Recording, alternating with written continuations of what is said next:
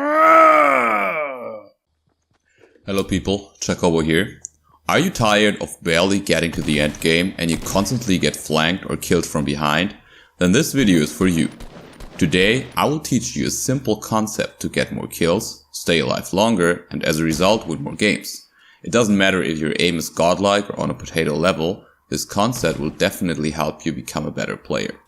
The easiest, most effective and fastest way to improve at Fortnite Battle Royale is to understand and use the circle to your advantage. So let's assume the first circle looks something like this. The red line indicates the flight route of the bus and green is where you landed. You're done looting and have two options now. Either you go aggressive or play it cautious. Whatever of the two you may choose, the first step is always the same. You briefly look at the map and try to predict where people are and where people will move and what the move paths will be. This might sound complicated, but it's actually a pretty simple thing to do. You can assume that most players will be at or around the named spots marked in red. And now let's focus on the spots outside of the circle. Players around these areas have to move into the circle soon or they die. You can now use this fact to make further plans.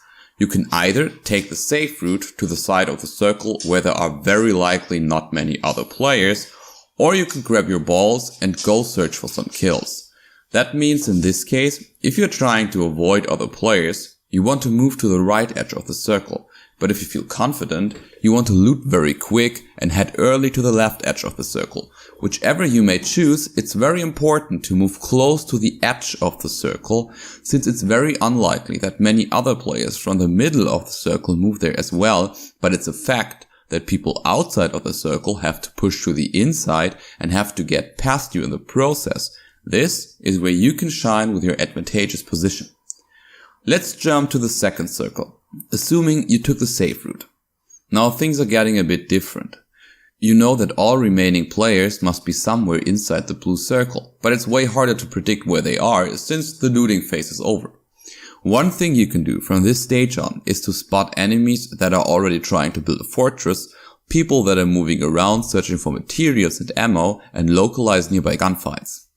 As you might assume, you still want to stick to the edge of the circle, namely the side of the circle that has the shortest way between the blue and the white circle, which is here, marked in orange.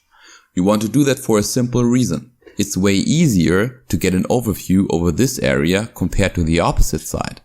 On top of that, this spot gives you more time to react to the zone, since the blue circle is moving slower the shorter the way to the next circle is once the zone starts to shrink.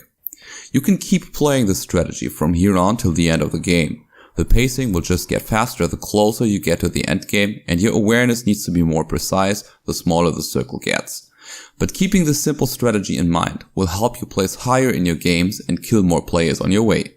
I hope this video was helpful. If you enjoyed it, share it with your friends and leave a like.